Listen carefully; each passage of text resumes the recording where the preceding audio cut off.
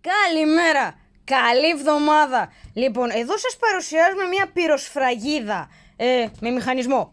Είναι λίγο μεγάλη. Λοιπόν, περισσότερες λεπτομέρειες από τον Δημήτρη. Δημήτρη?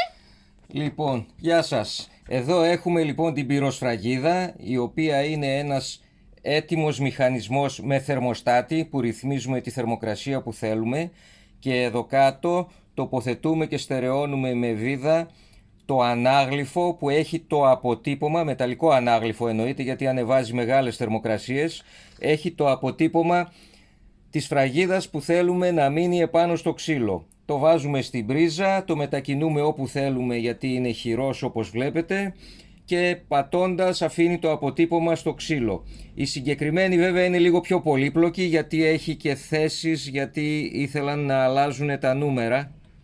Μπαίνουν νούμερα και σφίγγουν εδώ με το Allen, οπότε μπορεί να διαφοροποιούμε τα νούμερα, να βάζουμε serial number και τέτοια. Εν πάση περιπτώσει, αυτή είναι η όλη λογική. Μηχανισμός που ζεσταίνει και ανάγλυφη μεταλλική σφραγίδα για να αφήνει αποτύπωμα σε ξύλο. Λοιπόν, αυτά για τώρα, για περίπλοκα πράγματα, γιατί δεν είμαστε ό,τι κι ό,τι. Φιλιά!